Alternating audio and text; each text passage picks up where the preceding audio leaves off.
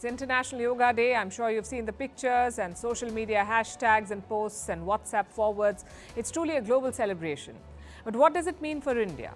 How does yoga boost India's soft power, and what can New Delhi do to build on it? We'll discuss that tonight. Also, India's Tibet policy. Is it being recalibrated? Prime Minister Modi has hosted the US delegation that just met the Dalai Lama. In China, Xi Jinping is visiting a Tibetan school and temple. Meanwhile, Bangladesh Prime Minister Sheikh Hasina is in India for the second time in 2 weeks. We'll tell you what's on the agenda. Will China use nukes against Taiwan? The Americans asked them. We'll tell you what their response was. How Putin's visit to Asia has rattled American allies in the region. Is Israel heading into a war with the Hezbollah? Can it afford a two-front war? What is the Senegalese president doing in France? Why Kenya is witnessing deadly protests? How weight loss drugs are changing the food market? And what is gender washing?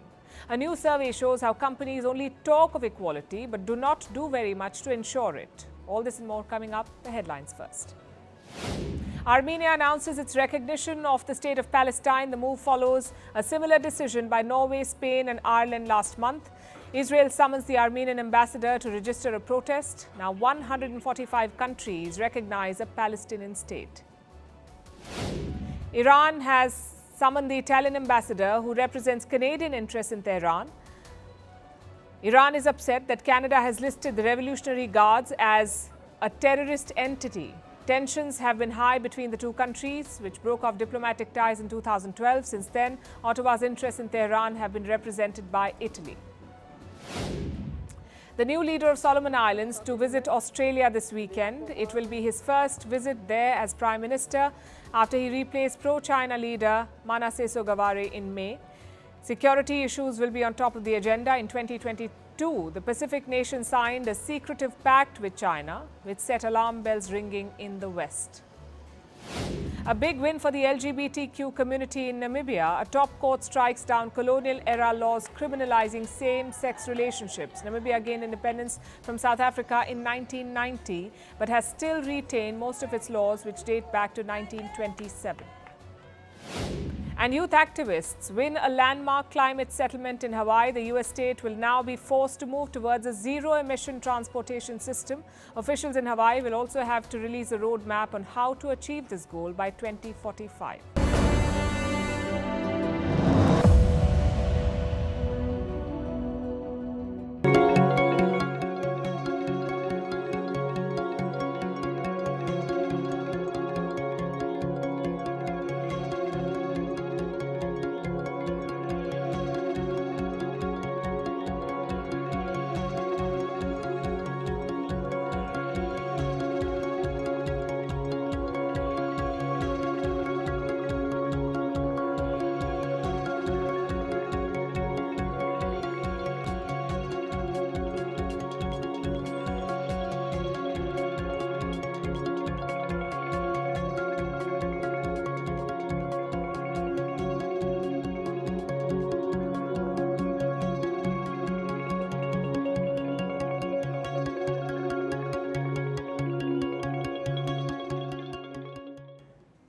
Today is all about an Indian success story, yoga.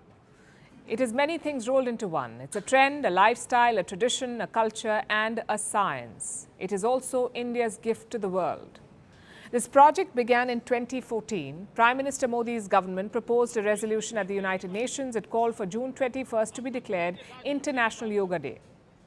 It's been 10 years since that declaration. In this time, yoga has grown a lot.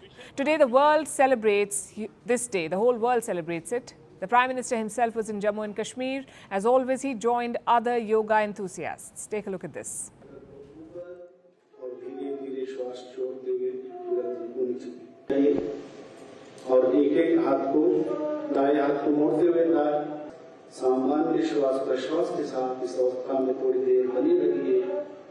यह आसन sciatica कमर दर्द जैसे शिकायतों को दूर करता है और श्वास छोड़ते हुए दोनों पैरों को नीचे लेके आइए. The Indian military also joined in. Soldiers performed yoga at their postings, from the snow-capped mountains of Himalayas to the deserts of Rajasthan to aircraft carriers at sea. It was truly a nationwide celebration.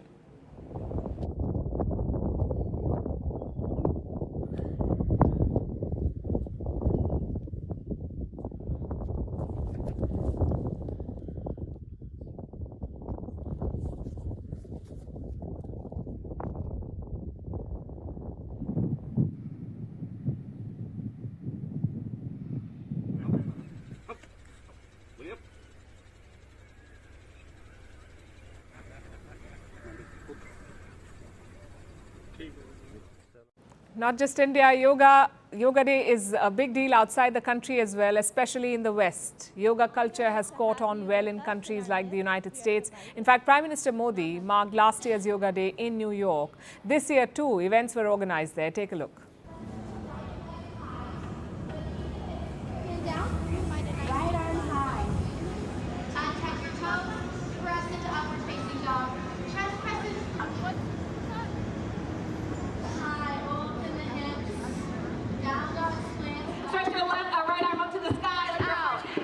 One more big breath. Feel the weight through the sides of your waist. From here, hand comes to the forward and through from cobra pose. Exhale, curl the toes, take it to downward. So that was Yoga Day in a nutshell. A lot of events across the world, plus some great pictures. But tonight we're going beyond the optics. What has yoga done for India's brand? How has it helped India diplomatically? First, let's look at some numbers. Globally, around 300 million people regularly do yoga. That's more than 8% of the world population. Many of them do it at home, but some also prefer studios. There are more than 48,000 yoga studios in the US alone, more than 2,000 in Canada, more than 4,000 in Britain, and more than 2,000 in Australia. It tells you how popular yoga is. All this reach also means that yoga is a money spinner. You have the studios, you have yoga mats, you have instructors, and put together it is a big economy. The yoga market is worth $107 billion. And it's growing at nearly 9.4% per annum. Yoga mats alone are a big business. Its market size is nearly $14 billion. So to sum it up, yoga is popular and lucrative. But how has it helped India? In broadly two ways. One is the messaging. Yoga has popularized Indian philosophies, whether it's tolerance or harmony or non-violence or honesty. It's like a window to Indian-ness. And that's very important today. We live in times where propaganda is rampant. Rivals are always trying to defame you. So it is important to tell your side of the story, and yoga can do that. It tells people what real Indian values are. Benefit number two, it has boosted India's global standing, not just as a country, but as a civilization. Look at how complex yoga is, how scientific the poses are. All of this was developed thousands of years ago. It tells you how advanced ancient India was. At the same time, yoga has embraced change. Look at all the new types of yoga. You have hot yoga, you have yoga with puppies, yoga with goats, and couples yoga. And India has never questioned any of these new types or methods. Instead, we have accepted them. And by doing that, yoga's reach has expanded. Reports say India is planning another move to boost yoga's popularity, and that is inclusion in the Olympics. India is bidding for the 2036 Games. It is pushing for the inclusion of 6 disciplines. Among them is yoga. Well, it's not clear how yoga competition will unfold, but if successful, it will boost India's and yoga's popularity.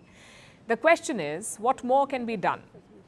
Yoga tourism is one avenue. It's already happening in some parts of the country. Prime Minister Modi also talked about it. आप देखिए, भारत में ऋषिकेश, काशी से लेकर केरला तक योग tourism का नया trend देखने को मिल रहा है। दुनिया भर से टूरिस्ट इसलिए भारत आ रहे हैं क्योंकि उन्हें भारत में ऑथेंटिक योग सीख रहा है। आज योग रिट्रीट बन रहे हैं, योगा रिसोर्ट बन रहे हैं, एयरपोर्ट में, होटल्स में योग के लिए डेडिकेटेड फैसिलिटीज बनाई जा रही है। The pitch should be simple. Come to India to learn authentic yoga. But that also needs investments, more yoga centers, more travel facilities, and more instructors. But if India cracks it, there is a lot of money to be made. The global wellness tourism market is huge. It's worth almost $814 billion. $814 billion. A second focus should be diplomacy. Right now, the focus on yoga disappears after Yoga Day. It doesn't extend to India's normal diplomatic engagements. Maybe New Delhi can rethink that. Other countries regularly leverage their soft power. Finland has sauna diplomacy. China has panda diplomacy. France has food diplomacy. Brazil has football diplomacy. So why can't India build a new brand of yoga diplomacy? It fits India's policies too, flexible and peace-loving. So my point here is quite simple. Every year, Yoga Day brings the same pictures and headlines, and yes, a lot of goodwill for India. But after 10 years, it is time to leverage that, to get some tangible benefits from yoga. If India doesn't do it, others will. Political messaging comes in many shapes, from a yoga pose to a social media post like this one. That's Prime Minister Modi with a group of American lawmakers. They met the Dalai Lama earlier this week, and then they met the Indian Prime Minister along with India's National Security Advisor Ajit Doval. This delegation had both Republican and Democrat leaders, including former US House Speaker Nancy Pelosi. New Delhi has not issued a detailed statement about the meeting. All we have is this post on the official handle of the Indian Prime Minister. It says, the Prime Minister, I'm quoting, the Prime Minister had a very good exchange of views with friends from the US Congress. That's all. And yet, it's quite a statement.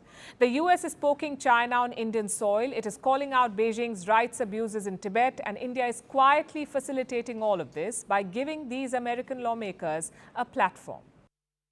Understand this. His Holiness the Dalai Lama, with his message of knowledge and tradition and compassion and purity of soul and love, he will live a long time and his legacy will live forever. But to you, President of China, you'll be gone and nobody will give you credit for anything.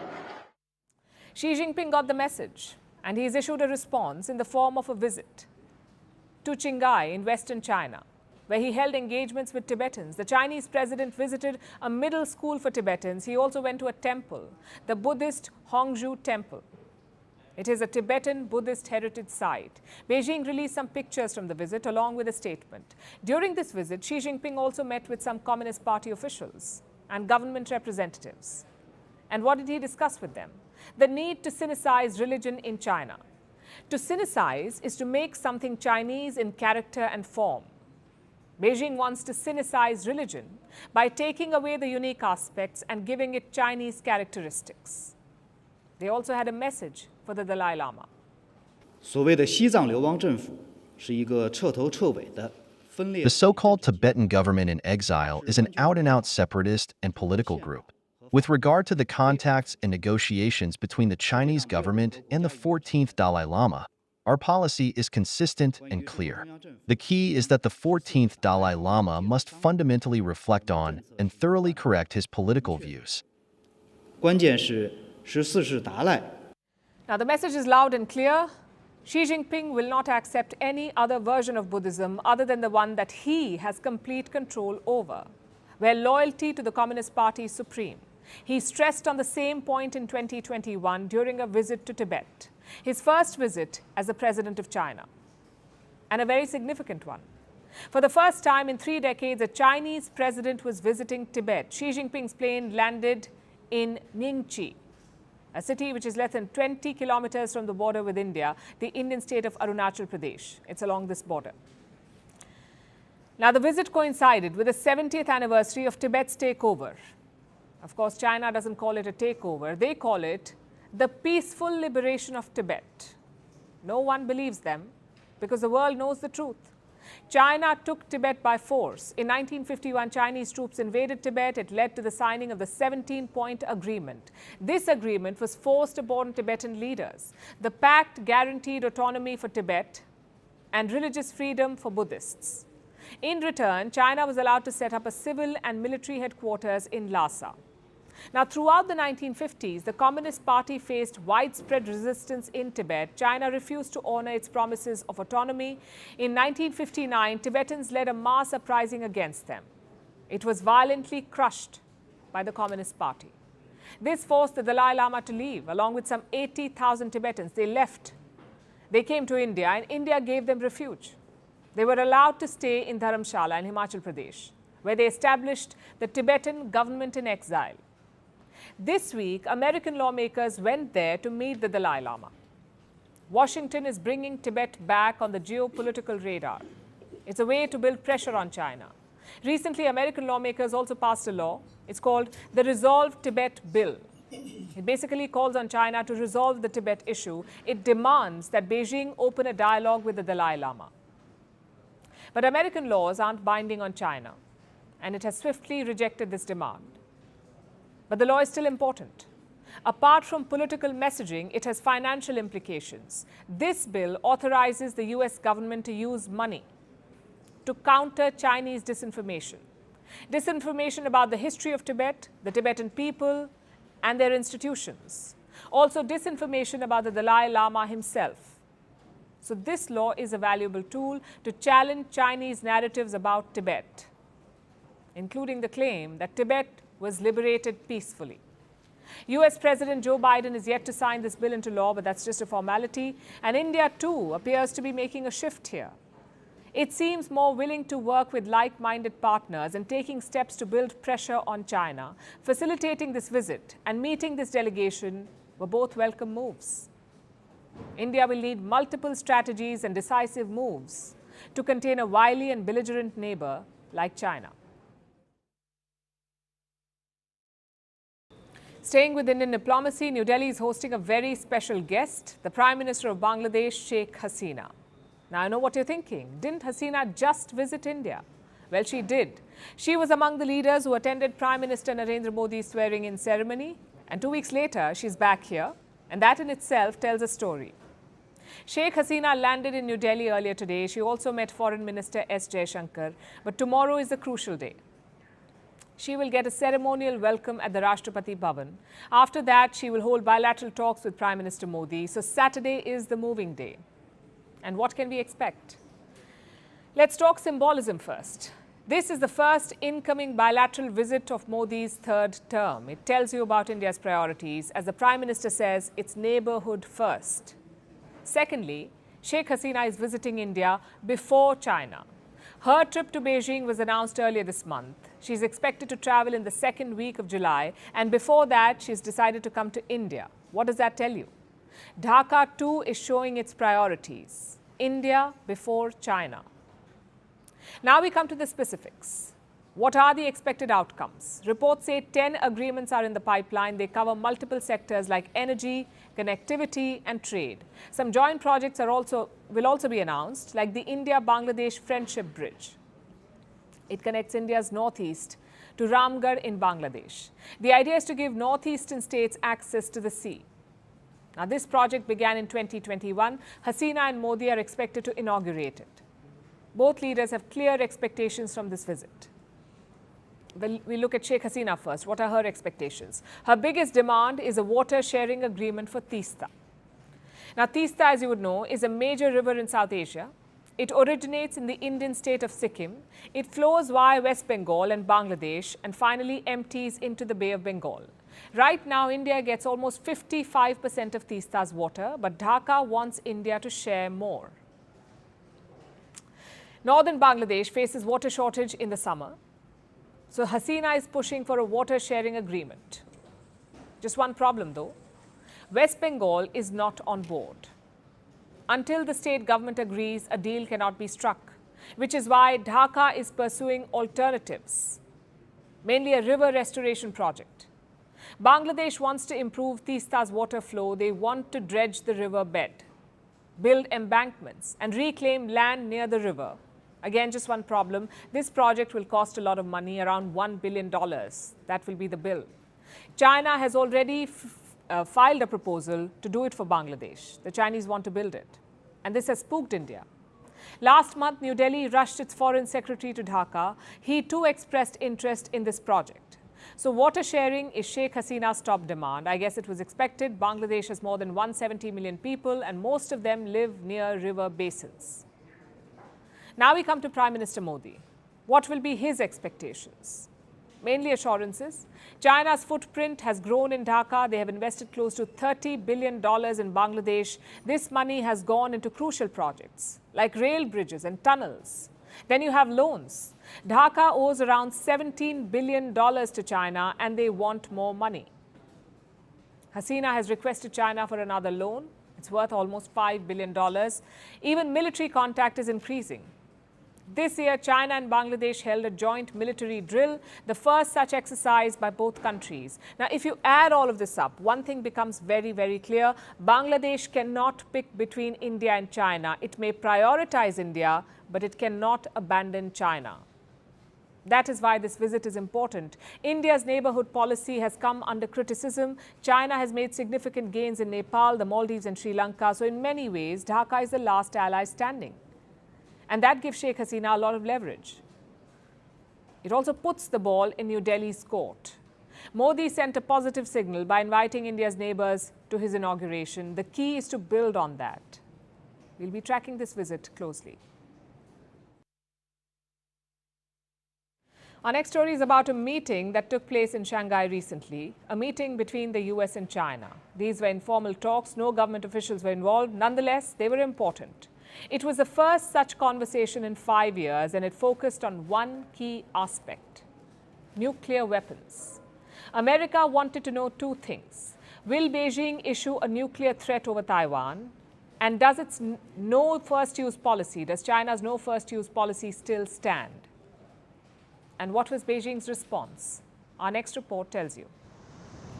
It was an intense discussion for 2 days.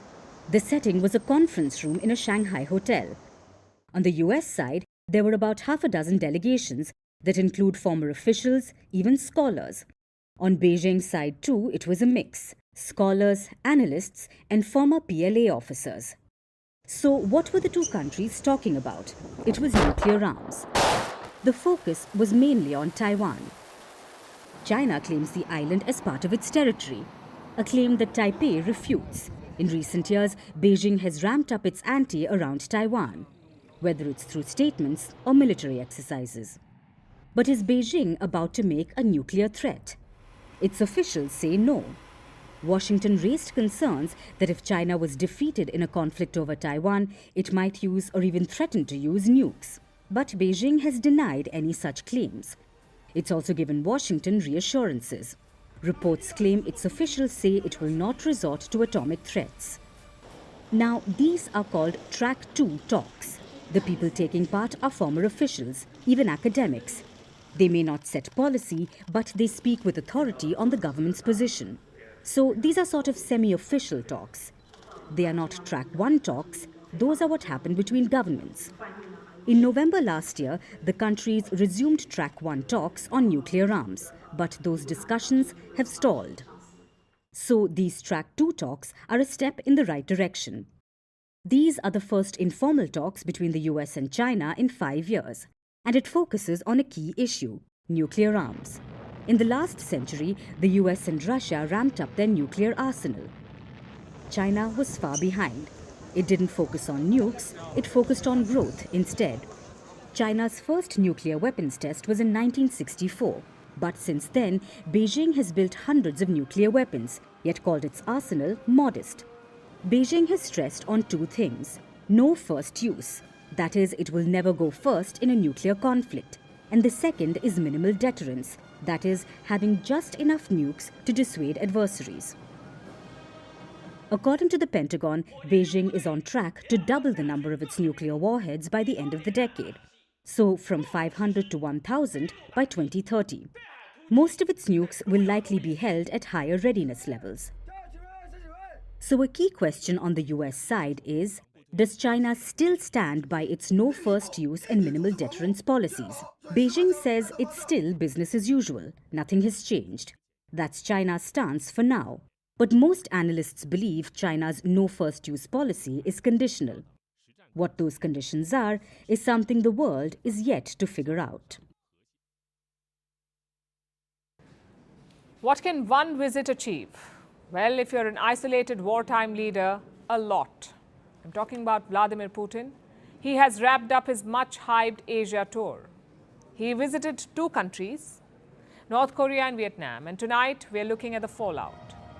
What has changed after Putin's visit? Well, South Korea is spooked. Moscow and Pyongyang have upgraded their ties. They now have a mutual defense pact, meaning Russia could give weapons to North Korea, maybe even strategic technology, which is why South Korea is lashing out. And I would like to emphasize once again that any direct or indirect assistance or cooperation that enhances North Korea's military capability is a clear violation of the multiple UN Security Council resolutions. And it is indeed deplorable that a permanent member of the Security Council, which had agreed to the adoption of the these resolutions is now acting in violation of the resolutions. Beyond the statement, Seoul has made two moves. First, they summoned Russia's ambassador. A formal protest was lodged. But the second move is even more important. South Korea is thinking about sending weapons to Ukraine. And this would be huge. Seoul has promised some $2.3 billion for Ukraine, but that is non-lethal aid. Nothing that can harm Russia or its soldiers. Non-lethal aid, $2.3 billion. But now South Korea is rethinking that, sort of like a tit for tat. You give weapons to our enemy, so we give weapons to yours. And Putin is not happy about this. He says arming Ukraine would be a serious mistake. As for the supply of lethal weapons to the war zone in Ukraine, that would be a very big mistake. I hope that this will not happen. And if it does happen, then we will also take appropriate decisions, which are unlikely to please the current leadership of South Korea. So Putin has stirred the pot, and things are already escalating. On Thursday, North Korean soldiers tried to cross the Korean border. In response, Seoul fired warning shots. It was a third such incident this month. You also had joint drills. South Korean and American warplanes combined forces. They practiced live fire exercises like firing laser-guided bombs and launching air-to-ground missiles. Basically, they tested their preparedness. But it's not just Korea. Putin made moves in Vietnam as well. The US is hoping to cultivate Vietnam as a key ally. Last year, Joe Biden visited this country. He upgraded bilateral relations with Hanoi. But Putin's visit has complicated matters. It has certainly made one thing clear: Vietnam will not abandon Russia. There is a Russian proverb that all the money in the world cannot compare with a friendship, and one old friend is better than two new friends. The Vietnamese people are always deeply grateful and remember the close and loyal feelings of Russian friends in the context of many complicated developments in the world and region. How about that? Vietnam's president used a Russian proverb to praise Russia. That doesn't sound like a US ally. And none of this is random. It's all part of Russia's long-term plan. There are three parts to it. The first is to tie the US down in Asia, whether it's in the Korean Peninsula or in the South China Sea or in Taiwan. If Biden is more focused on Asia, he is less focused on Ukraine. That is Putin's calculation. We see what is happening in Asia. A bloc system is being put together. NATO is already moving to Asia as if to a permanent place of residence. This, of course, creates a threat to all countries in the region, including the Russian Federation. We are obliged to respond to this and will do it. And he's right. Biden is sending a high-ranking diplomat to Vietnam this week. Why? To shore up the partnership. The second part is weakening America's Asian alliance. Two countries are key to this: South Korea and Japan. By visiting Pyongyang, Putin has already spooked Seoul. His next target is Japan. In March, Russia held military drills in the Sea of Japan. They've started another drill this week, again near Japan. Reports say around 40 warships, 40 warships are involved. Moscow is also reopening an old territorial dispute. It concerns an island near the Russian Far East. It's called Kuril Island. Russia occupies it, but Japan claims it. Last year, Moscow banned foreign ships from sailing near the Kuril Island. They basically told Japan, stay away. So Russia's strategic goal is quite clear: keep needling America's allies and eventually weaken their support for Ukraine, which brings us to the final part of Putin's plan: his pivot to the east. You see, Western markets are shut for Russia. Western investments are also not an option. So Putin is pivoting to Asia. Russia is the top seller of weapons to Vietnam. Meanwhile, India and China buy most of their energy. So Putin knows that his future lies in Asia, hence the focus. Of course, this is Putin's best-case scenario. Things could also backfire. His Asian adventures could embolden America's allies. It could make them more anti-Russia. I guess that's a risk that he's willing to take. But either way, one thing is clear: Putin's designs have just made Asia even more dangerous. We will see more military exercises, more defense spending, and more saber rattling.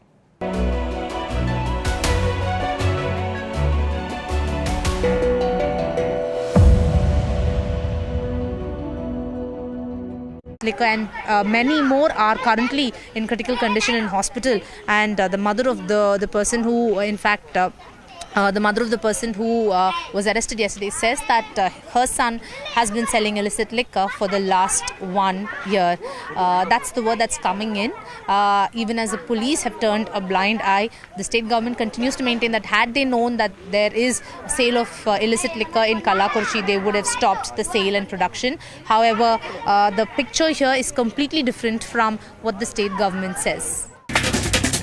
In this particular lane, at least 4 people have died because of consuming illicit liquor, and these children have lost both their father and their mother. A very, very tragic incident. They are devastated, and this is the mother of the mother of the lady who died.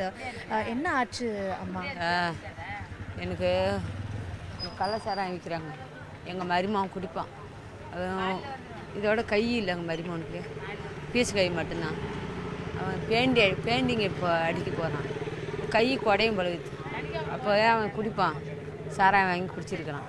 குடிச்சிட்டு கொஞ்சம் கலாசில் வச்சுட்டு வெளியே போயிட்டு வந்து இப்போ குடிக்கலான்னு வச்சுட்டு வந்துக்கிறான். என் மவ தண்ணியாங்காட்டினு எடுத்து குடிச்சிட்டேன். இந்த என்னம்மா இது வாமித்துறாங்க வவுறு வலி இல்லை. இந்த வலி சரியாகிறதுக்கோசரம் அதை குடிச்சிட்டேன். அதை குடிச்சிட்டேன்.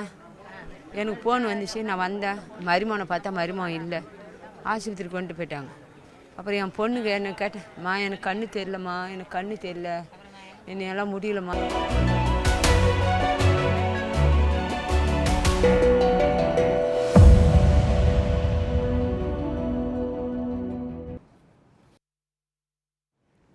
Now to another region where tensions are also escalating.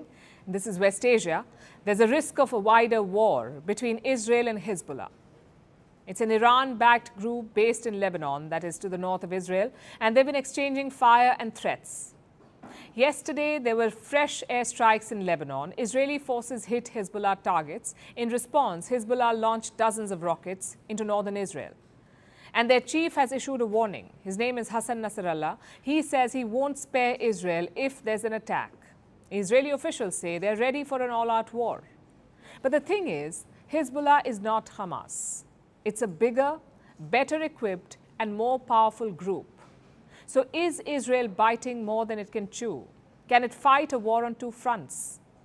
Our next report explores.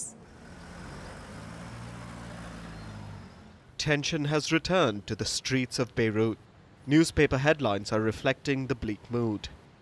After the warning from the Hezbollah chief, the locals are afraid about a wider conflict breaking out. Among them is 32-year-old Tara Tabet. The situation is a little disgusting because when you see everything that happened from 8 months to now, I don't understand how no one has stopped them. And of course we don't want to go into a war with them, but if that's solidarity with the people in Gaza, so be it.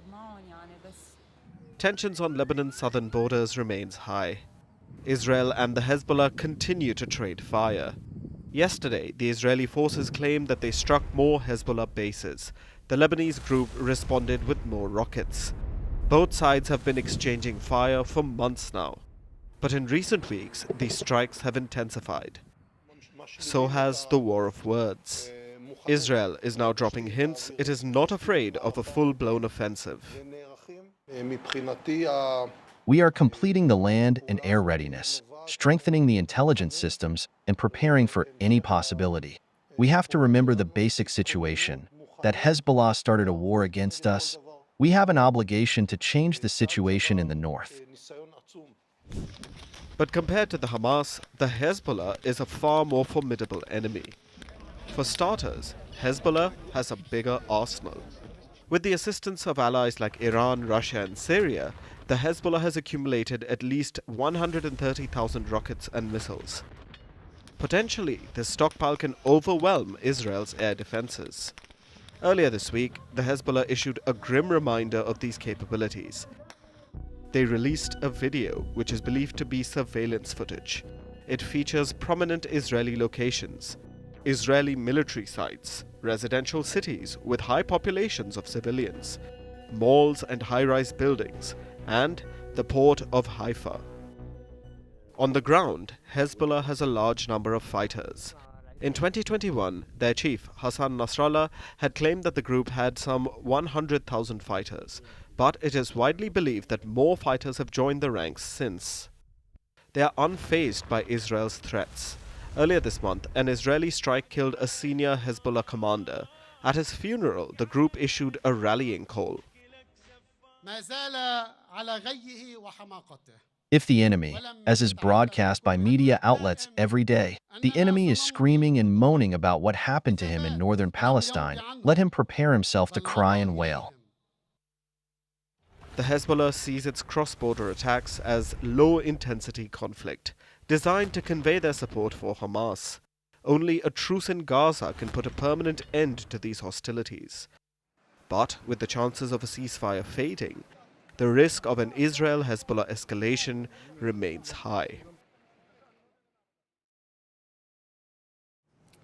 Our next story is about Senegal. It's a nation in West Africa, one of the many former French colonies in the region and one of the many that are angry with France. So it may be surprising to see this happen.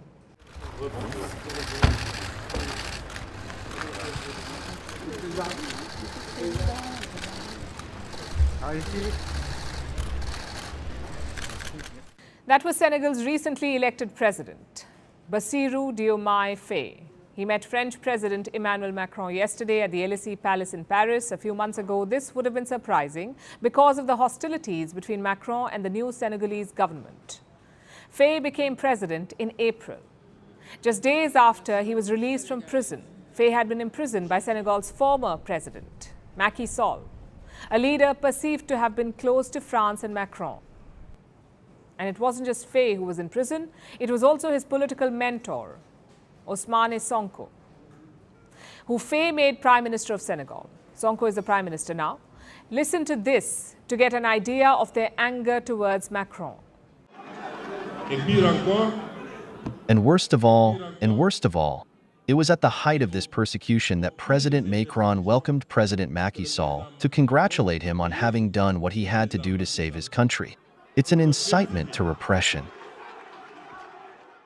Instead of criticizing Senegal's former president for repression, Macron congratulated Sall for imprisoning opposition leaders like Sonko and Faye.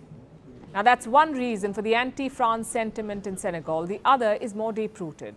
You see, Senegal became independent in 1960, but for decades, it has been dependent on the French for everything from trade to security to even their currency. And this is no accident. It was by design, a way to enforce close ties between France and its former colonies. But this spell has started to break. A number of former French colonies saw military coups recently. Since 2021, the military has taken over Mali, Niger, and Burkina Faso. All three nations then confronted the French and demanded that French troops leave their soil. Senegal did not have a coup, but the new government has the same sensibilities. Last month, Prime Minister Sonko said, and I'm quoting, "I reiterate Senegal's wish to determine its course which is incompatible with the entrenched presence of foreign military bases." Senegal is also planning to oust the French army. There are about 350 French troops in this country. President Faye and Prime Minister Sonko want them out. Reports say that a plan is already in motion to reduce that number to 100, from 350 to 100. So with all of this in mind, let's look at the meeting between Macron and Faye again. You can see that Macron is vying for a good photo op. He's asking Faye to turn and face the camera. Shake his hand. The Senegalese president does not seem really interested, but he's playing along. Why would he bother with all of this? Perhaps because President Faye is looking at the bigger picture. Macron was hosting a summit, an African vaccine summit. It was an opportunity for Senegal and other African nations. Africa produces only 2% of the vaccines it uses. Our goal is to produce 60% of these vaccines by 2040. The disparity is bleak. It is one of the reasons that the African continent has a low vaccination rate and why infant mortality is high. Macron announced a $1.2 billion program to boost vaccine production in the African continent. So it seems that Faye decided it was worth it to play nice. It ties in with Senegal's bigger strategy, trying to unite African nations and change the dynamics of their relationship with the West. Faye has been saying this since he took office. I will always be available to work with you, our European partners, towards a win-win partnership that is mutually beneficial for our respective peoples. Senegal isn't going for the scorched earth tactic. It isn't planning to sever ties with France and the West. It wants to redefine those ties and turn them into win-win propositions instead of the current exploitative relationship. Hopefully, Senegal succeeds with this plan. Now let's turn to the other side of Africa, to Kenya in the east. The nation has been rocked by protests this week, and today they turned deadly. At least one person has died and hundreds of others have been injured. This occurred as the protests spread to every corner of Kenya. The people are protesting against new taxes. Kenya's government wants to raise an extra $2.7 billion in the next financial year, and it plans to do this by hiking taxes. Yesterday, Kenya's new finance bill passed its second reading, meaning the taxes are a step closer to becoming law. That is why the protests have intensified and now turned deadly. Here's our report. Nairobi, Eldoret, Kisumu. All over Kenya, you can hear people chant, "Ruto must go."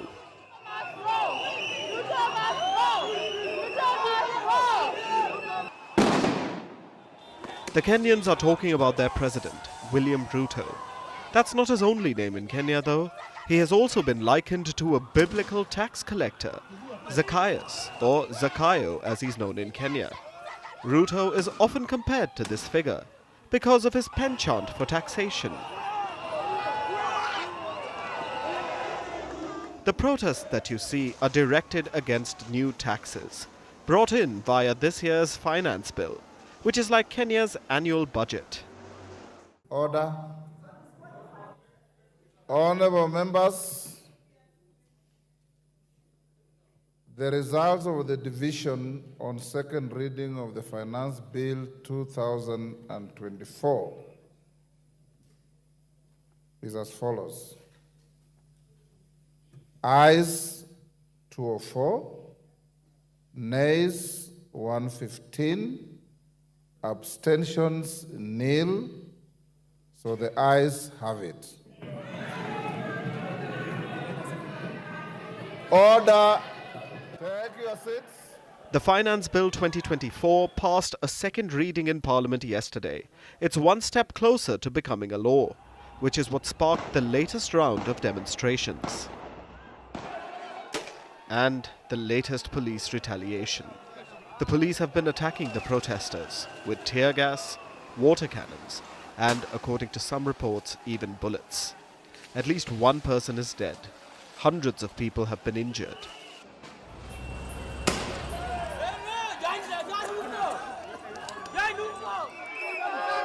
The Kenyan protesters are mostly Gen Z. They're young, tech-savvy and informed. They organize through social media. Social media, I'm telling you, Ogopa Gen Z. Ogopa Gen Z. Can you see these guys? Like, Ogopa Gen Z. Twitter, TikTok, Instagram, everywhere online. The protests broke out on Tuesday and initially seemed to have worked. The Kenyan government withdrew some of the more controversial taxes, like a 16% tax on bread. But the Kenyan protesters aren't convinced. We don't deny there are things that they changed in the finance bill, but as understood, they changed from one tax to another. The protesters don't want the finance bill amended. They want it rejected outright. But Kenya's president looks set to fight them till the end. So help me God. William Ruto became president in 2022, and every year he raises taxes borne by the common people. Taxes on food, fuel, and even medical treatments. Ruto wants to tax it all. His reason isn't the worst. Kenya has a high debt burden.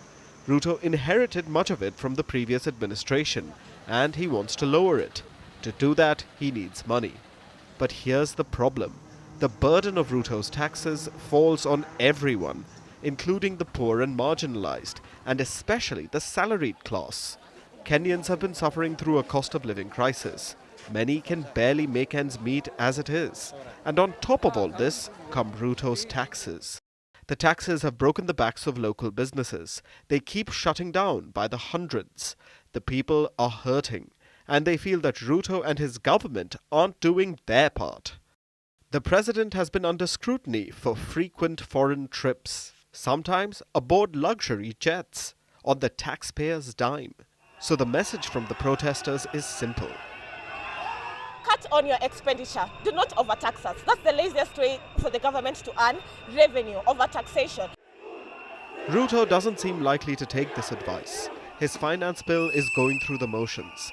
There will be a third and final hearing on the bill this coming Tuesday. Then it'll head to Ruto's office for his signature. Kenya's anti-tax protesters don't have much time left, so expect the demonstrations to get bigger in the days ahead.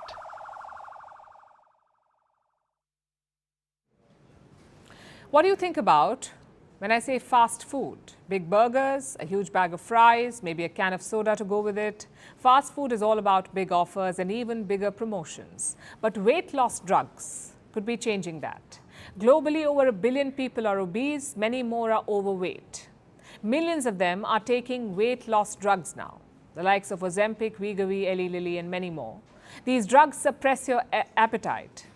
That means people are eating less, their tastes are changing, and they're choosing healthier alternatives. And it's changing the way the food industry works, from snacks to grocery staples. Companies are launching new products to make it more diet-friendly.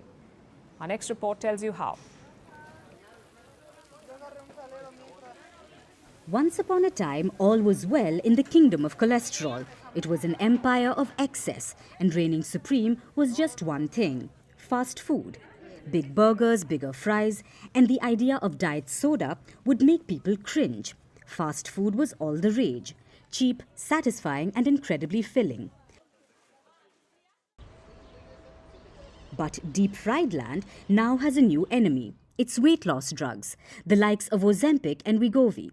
More and more people are turning to these appetite-suppressing wonders. And why wouldn't they? Globally, 1.1 billion people are obese. That's 14% of the global population. By 2035, over half of the world's population, 4 billion people, will be overweight or obese. Weight loss drugs have shown promise. They have been swift in helping people lose weight. But that's not to say they haven't had side effects. They do. In fact, the WHO has issued a global alert. It was issued over fake Ozempic drugs. The global body said the fake medicines could pose a danger to health. But warning or not, people are still using them. Now, most of these drugs have a common feature: they suppress appetite. When you consume them, you feel very full after meals, and then you start shedding the kilos. But that doesn't mean you don't eat with weight loss drugs. You do, but you just eat smaller portions. And that's what companies are now catering to. Take Nestle, for example. It's launching a new line of frozen meals for people taking weight loss medications. They will be high in protein, they will have more fiber and nutrients, but Nestle is not naming the weight loss drug. Then there are others like BioCare, a drink that's particularly catering to people taking weight loss drugs. These drugs have gastrointestinal side effects, so the maker says the drink will alleviate the side effects for people taking semaglutides. Again, no direct mention of weight loss drugs. But some, like Herbalife, are more direct. They mention GLP-1 drugs and how their product can help people who are taking them. And it's not just specifically catered products. Weight loss drugs could change the entire food industry. According to a new report, grocery spending has dropped by almost 9% in households that use weight loss drugs. And guess what's taking the biggest hit? It's snacks and sweets. The consumption of soft drinks, baked goods, and salty snacks could fall up to 3% by 2035. So it's clear that the food industry is undergoing a seismic shift. It's driven by the rise of weight loss drugs and the changing tastes of a more health-conscious public. Whether this will lead to a fitter society remains to be seen. But one thing is for certain: the days of guilt-free indulgence are behind us, and the future of food is where less is more. Have you heard about greenwashing? It is everywhere and it is effective because it is a marketing spin. Companies mislead consumers about their environmental credentials, and it's difficult to see through such claims, which makes greenwashing successful. So successful that now it is lending the same strategy to other corporate claptrap, like gender washing. Now, this is a relatively new term and it works exactly like greenwashing. Over the past few years, gender washing has seen a dramatic rise. More companies are claiming that they support gender equality. They're committing to increase gender balance. They're touting gender diverse leadership. They're curating women's summits, press conferences, equality podcasts. But are they walking the talk? Are they practicing what they preach? Not particularly. According to research, these commitments are not translating into reality. There is little progress, and in some cases, it's one step forward followed by 2 steps back. Look at the US, for example. 2023 was almost historic for women in the US workforce, but in a really bad way. Across all C-suite positions, women lost seats for the first time in 2 decades. Women's representation across senior leadership roles saw a drop. The growth rate fell to its lowest in more than a decade. It dropped to 0.5% in 2023 as compared to 1.2% average in the years prior. So the rate was poor from the get-go, and now it has become worse. So much for all the tall claims on gender parity. And this is not an isolated scenario. In fact, it is better than the situation in many other countries. In the US, women hold 27% of C-suite positions, C-suite roles, 27% of them. In the UK, this number stands at 25%, in France, 24%, Germany, 19%, India, 15%. If these numbers look bad, trust me, it gets worse. Because C-suite is a broad term. It includes all upper levels of management, like chief finance officer or marketing officer. As you go up the ranks to chief executive officer, gender equality becomes increasingly invisible. Globally, only 5.4% CEOs are women, so there is a clear disconnect here. Companies are committing to better gender balance, but women's participation remains stubbornly low. Why is that? I'll give you 3 reasons why. First, many of these claims are hollow. Empty promises are made to get stakeholders off the company's back. The second reason is the labor market itself. It has certain dynamics. There are entrenched biases, stereotypes, and ways of working. Undoing even some of this needs more than bold public claims, because words mean nothing if they're not backed by actions. Which brings me to the third reason, gender equity fatigue. Most companies have what they call DEI initiatives. DEI stands for Diversity, Equity and Inclusion, DEI. In the past few years, DEI has become a legal and political target. Many say that it is a waste of time and money. Others believe it should not even exist, because the inclusion of women would lead to the exclusion of men, which is not true at all. But when top CEOs like Elon Musk criticize diversity and inclusion publicly, logic goes out the window, and such actions come with repercussions. For starters, reputation takes a hit, because empty promises are not a good look. Then there are the financial consequences. Study after study proves this. Firms with more women in senior positions are more profitable, more socially responsible, more innovative, and more resilient. The funny thing is, most people want the same thing. They want competitive organizations. They want successful leaders, meritocracy. This in itself should be a rallying call for gender equality. Instead, it takes the shape of an empty promise. Because it is easy to say the right thing, but doing the right thing takes a lot of work.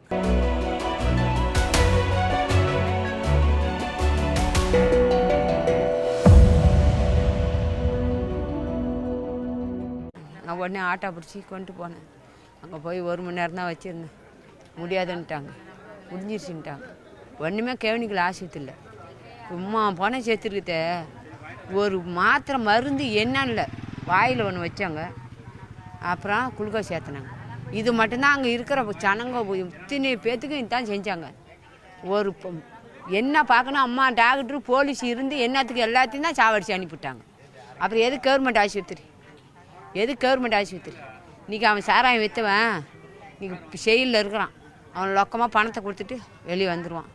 இப்போ நாங்கள் புளிவை இப்போ வாரி கொடுத்துட்டு இந்த புளிவில் வச்சுக்கிட்டு நீங்கள் எப்படி காப்பாற்ற வயசானோம்?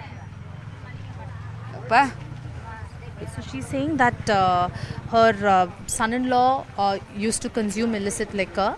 Her daughter was in fact not well. She had stomach pain, and when they kept a glass, when the husband kept the glass and left, she thought it's the medicine and she consumed it by accident. And then initially she received a call from her daughter who said that she's not able to see, and then they rushed her. The son-in-law was nowhere to be found, so she rushed her, and 1 hour after she was hospitalized, they declared dead.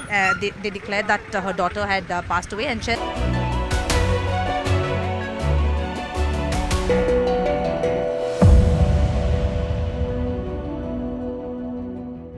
And now it's time for Vantage Shots, images that tell the story. The world's largest collection of Shakespeare's works, printed 400 years ago, goes on display in the United States.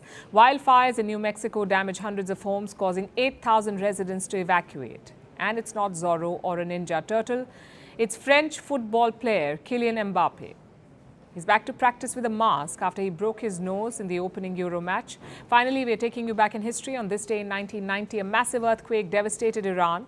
Nearly 50,000 people were killed, more than 150,000 were injured, and millions were left homeless. Iran received assistance and aid from across the globe, including from the United States. We're leaving you on that note. Thanks for watching. Have a great weekend.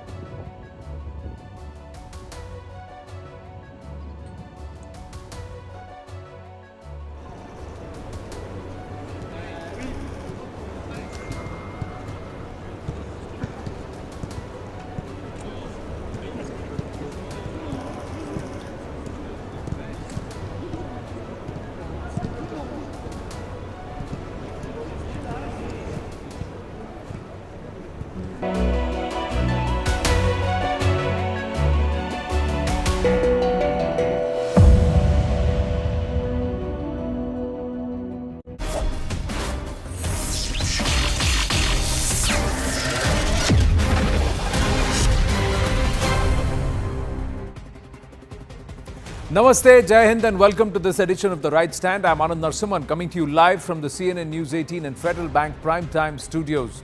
First up, ladies and gentlemen, according to the provisional payroll data released by the Labour Ministry, the Employment Provident Fund Organisation, or the EPFO net, added 1.89 million members just in the month of April, an increase of 31.29% from the previous month. And the data showed that 887,000 new members, including 249,000 women, joining the EPFO